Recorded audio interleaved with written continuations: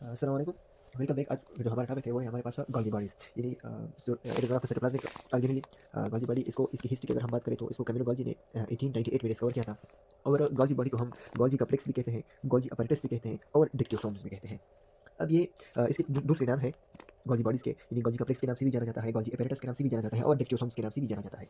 और ये है क्या, अगर हम इसकी डिफिनेशन की बात करें कि गोल्जी बॉडी क्या है, तो ये हमारे पास basically it is a network और system of flat and sacs. यानी जो गोल्जी बॉडीज़ है ये हमारे पास कुछ नेटवर्क है और फ्लैट एंड सेक्स की, जो सेल में या साइटोप्लाज्म में पाई जाती है। ये भी इसकी स्ट्रक्चर की अगर हम बात करें तो इसमें हमारे पास एक मेम्ब्रेन बाउंडेड सेक्स होते हैं, और वो मेम्ब्रेन बाउंडेड सेक्स को हम क्या कहते हैं, हम सिस्टर्ना कहते हैं। सिस्टर्नी, और एक सिस्टर्नी जो थी वो हमारे पास एंडोप्लाज्मिक रेटिकुलम भी थी। वो भी जो मेम्ब्रेन जो फ्लैट एंड सेक्स जो tubular membrane channels of network था उसके एक यूनिट को हम क्या कहते थे, सिस्टर्नी भी कहते थे। लेकिन जो गोल्जी बॉडीज है वो भी एक मेम्ब्रेन बाउंडेड सेक्स है, यानी सेक्स की तरह जो तीन की तरह एक मटेरियल होती है जिसमें मेम्ब्रेन बाउंडेड होता है, उसको हम क्या कहते हैं, उसको हम सिस्टर्ना कहते हैं। अगर हम इसकी फॉर्मेशन की बात करें कि गोल्जी बॉडी की फॉर्मेशन किस तरह होती है, तो गोल्जी बॉडी की जो फॉर्मेशन है वो हमारे पास एंडोप्लाज्मिक रेटिकुलम से होती है। यानी एंडोप्लाज्मिक रेटिकुलम कुछ ग्रेन्यूल्स कुछ वेसिकल सीक्रेट कर लेते हैं, और वो वेसिकल आपस में कंबाइन होकर हमारे पास क्या बनाते हैं, हमारे पास गोल्जी बॉडीज बना लेते हैं। यानी जो एंडोप्लाज्मिक रेटिकुलम है ये एक ऐसी ऑर्गेनेली है जो सेल के ऑलमोस्ट ऑलमोस्ट सेल के हर एक ऑर्गेनेली की फॉर्मेशन में हेल्प करती है। यानी हर एक ऑर्गेनेली की ऑलमोस्ट हर एक ऑर्गेनेली की जो फॉर्मेशन है वो कहाँ पे होती है, वो हमारे पास जो एंडोप्लाज्मिक रेटिकुलम से वहाँ से होती है, एक्सेप्ट माइटोकॉन्ड्रिया एंड क्लोरोप्लास्ट। इन दोनों के अलावा जो एंडोप्लाज्मिक रेटिकुलम है वो ऑलमोस्ट हर एक ऑर्गेनेली की फॉर्मेशन में हेल्प करती है। अगर हम इसके स्ट्रक्चर को मजीद एक्सप्लेन करना चाहें तो जो डिक्टियोसोम्स है ये बेसिकली जो सिस्टर्ना है, इसमें हमने कहा कि जो मेम्ब्रेन बाउंडेड सेक्स है इसको हम सिस्टर्ना कहते हैं, और सिंगल सिस्टर्ना को हम कहते हैं गोल्जी बॉडीज। इसको एक सिंगल सिस्टर्नी को हमने एक स्पेसिफिक नाम दिया, उसको हमने कहा गोल्जी बॉडी। और अगर हमारे पास स्टेक्स ऑफ सिस्टर्ना हो, स्टेक्स ऑफ सिस्टर्ना यानी सिस्टर्नी हो, सिस्टर्नी प्लूरल है और सिस्टर्ना सिंगल है, इस तरह हमारे पास बंडल्स ऑफ या स्टेक्स ऑफ सिस्टर्नी हो तो उसको हम कहते हैं गोल्जी कॉम्प्लेक्स, गोल्जी कॉम्प्लेक्स। और सॉरी, इसको हम कहेंगे गोल्जी अपैरेटस। अगर हमारे पास हो क्या हो, सिस्टर्ना हो, सिस्टर्नी हो, बहुत स्टेक ऑफ सिस्टर्नी हो, प्लस इसके साथ वेसिकल्स हो, यानी एक सिक्रेटरी ग्रेन्यूल्स हो, एक वेसिकल हो, तो उसको हम क्या कहेंगे, गोल्जी कॉम्प्लेक्स कहेंगे, गोल्जी कॉम्प्लेक्स कहेंगे। और इसी गोल्जी कॉम्प्लेक्स को प्लांट्स में एक स्पेसिफिक नाम बोलते हैं हम, स्पेसिफिक नाम से हम इसको देखते हैं, जिसको हम क्या कहते हैं, डिक्टियोसोम कहते हैं, डिक्टियोसोम। यानी डिक्टियोसोम जो है वो स्पेसिफिकली प्लांट्स की गोल्जी कॉम्प्लेक्स को हम डिक्टियोसोम्स कहते हैं। अगर हमारे पास सिंगल सिस्टर ना हो उसको हम कहेंगे गोल्जी बॉडीज। अगर हमारे पास स्टेक ऑफ सिस्टर ना हो उसको हम कहेंगे गोल्जी एपेरेटस। अगर हमारे पास सिस्टर नहीं हो प्लस विजिकल्स हो उसको हम कहेंगे गोल्जी कॉम्प्लेक्स। इन्हीं गोल्जी कॉम्प्लेक्स को हम प्लांट्स में अगर हम गोल्जी कॉम्प्लेक्स क्या कहेंगे, डिक्टियोसोम कहेंगे। इसलिए मैंने यहाँ पे आप लोगों को पहले ही बताया कि गोल्जी बॉडीज को हम गोल्जी कॉम्प्लेक्स भी कहते हैं, गोल्जी एपेरेटस भी कहते हैं और डिक्टियोसोम भी कहते हैं। अगर आप मजीद एक्सप्लेन करना चाहो कि गोल्जी कॉम्प्लेक्स कैसे कहते हैं, गोल्जी एपेरेटस कैसे कहते हैं, डिक्टियोसोम कैसे कहते हैं, तो वो मैंने आपको यहाँ पर एक्सप्लेन कर दिया।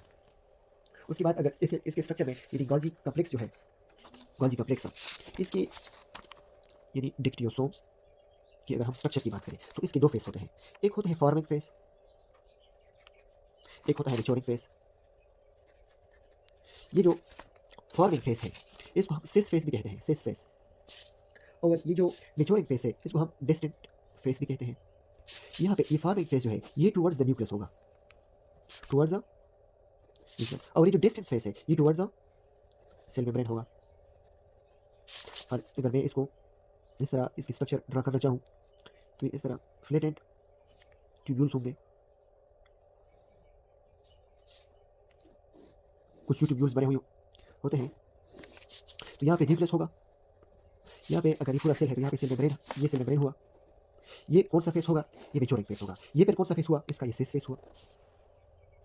अब अगर हम बात करें इसकी फंक्शन की कि जो गोल्जी बॉडी है ये क्या फंक्शन परफॉर्म करते हैं, तो सबसे पहले गोल्जी बॉडी की जो फंक्शन है वो है हमारे पास पॉलीसेकेराइड फॉर्मेशन,